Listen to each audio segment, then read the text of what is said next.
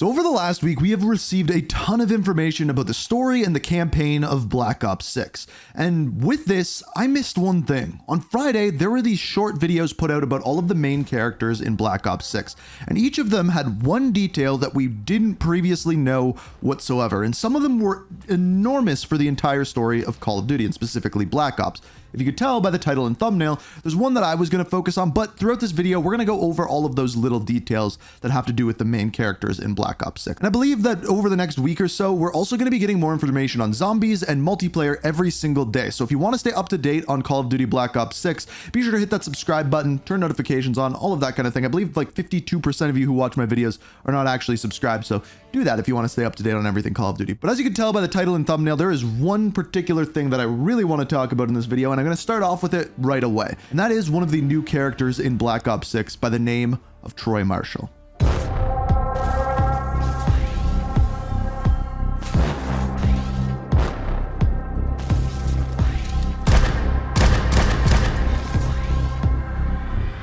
So these essentially tell you a couple of things of the backstory of these characters, their character traits, how they are feeling, but one stood out to me more than anything else. And that is the fact that Troy Marshall tragically lost his father at a young age. Now, at this point, this has become a very common thing within the Black Ops universe. Let me give you some examples. Number one, the most obvious one, Alex Mason. Frank Woods, at the end of the 1989 part of the story of Black Ops 2, shoots Alex Mason either in the head or the leg, depending on which ending you want to believe. We've talked about that many times on the channel. And Alex Mason seemingly dies, leaving David Mason, his son, to be obviously without a father. Now, Troy Marshall is not David Mason for obvious reasons. Now, another time that we saw this, and this is where the thumbnail comes in, is with another character by the name of Joseph Bowman. Now, Joseph Bowman was in Black Ops 1 and he worked alongside Alex Mason and Frank Woods, and then in Vietnam, this happened. You, Charlie!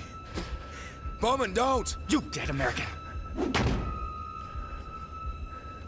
Последний шанс. Играй или умирай.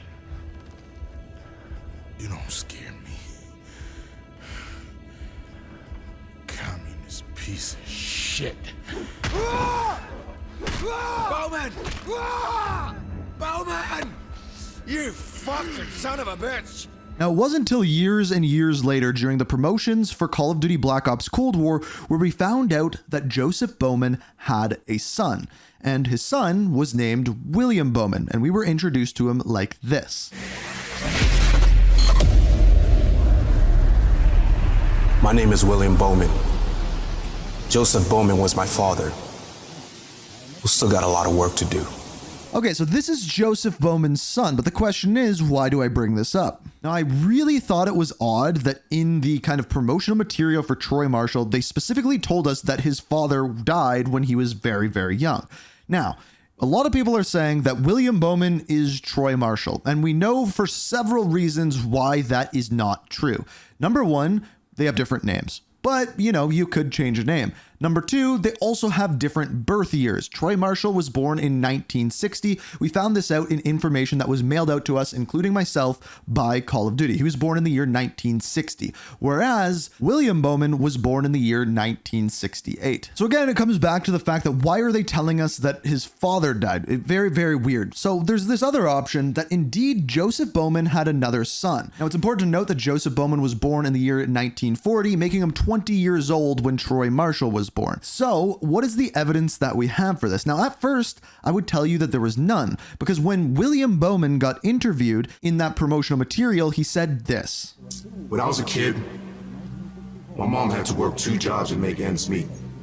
That meant I was home by myself and watched a lot of TV. So in this, he specifically says that he was home by himself and watched a lot of TV, leaving us to believe there was no siblings, brothers, sisters, anything of the sort. So again, based off of this, it seemed like there was no evidence that there could have been anyone else related to Bowman. However, if we look at the later video of William Bowman talking to Bruce Harris, he then says this.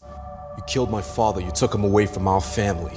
He says you took him away from our family, and technically he could be referring to his mother and him, but personally I'm an only child and I would find it weird to say it in that way unless you had siblings. So maybe a little bit of evidence that Bowman might have had more than one child. But again, could be a little bit of a stretch. The other thing that we know is that Troy Marshall is Frank Wood's protege. They are working very, very close together, and it would make sense that Frank Woods would feel guilty for not only David Mason being orphaned, but also Bowman's son being in that position as well, and wanting to teach him the ropes and kind of act like a father figure towards him.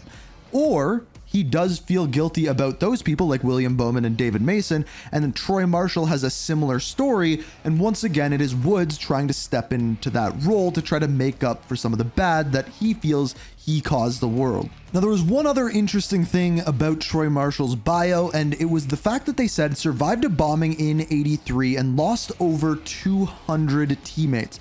I think it's pretty obvious that this is referring to the Beirut barracks bombings in the year 1983. Essentially, what this was on October 23rd, 1983, 2 truck bombs were detonated at a building in Beirut, which was housing American and French service members who were working on a peacekeeping operation during the Lebanese Civil War. There was 241 US soldiers who died there, obviously referring to the teammates to Troy Marshall. And generally speaking, these were Marines, so it tells us that Troy Marshall was in the Marines. So then we move on to Jane Harrow. She is kind of like the CIA handler for like Frank Woods, Troy Marshall, and Russel Adler, and kind of like the head of the Special Activities Division, which was the main division that we saw in like Black Ops Cold War, Black Ops 2, Black Ops 1.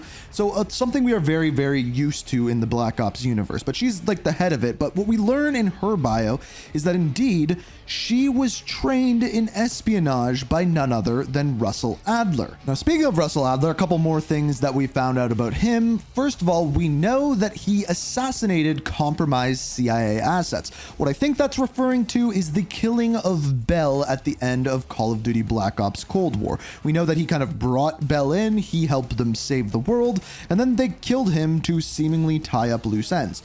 But the other thing is that his whereabouts are currently completely unknown. And if you don't know what this is referring to, is at the very end of the post-seasonal story, which we have been told is canon by the developers, Russel Adler seemingly kills Stitch, shoots him, kills him, fades to black, and that was in the year 1984.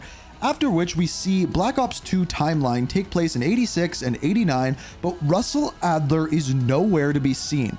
After the year 1984, we have no idea where he goes or what he is doing, until the year 1991, where Black Ops 6 actually takes place. So there's this big period of time where he has been AWOL, we have no idea where he was, and at the same time, at some point, he trained Jane Harrow. When did that happen? I have no idea.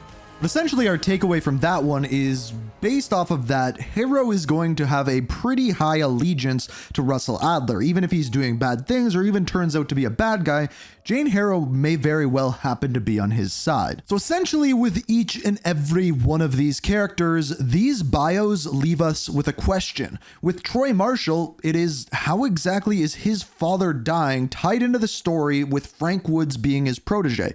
Did we actually know Troy Marshall's father? With Jane Harrow, it is the question of if Russel Adler trained her, is there an allegiance there that we don't know about? When did that happen? How is that going?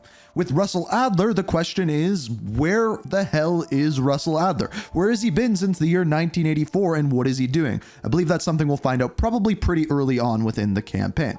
And then with Frank Woods, the big question is, did he indeed kill Alex Mason? Yes, they are telling us that that is what he did, but as we know, with Black Ops 6, the truth lies. So these are the questions that we have, and I tried to give you some answers, but if you have your own theories, feel free to let me know down in the comments. If you've been enjoying the Black Ops 6 videos, be sure to hit that like button, subscribe, turn notifications on, all of that kind of jazz. And as always, thank you so much for watching, and until next time, peace. We are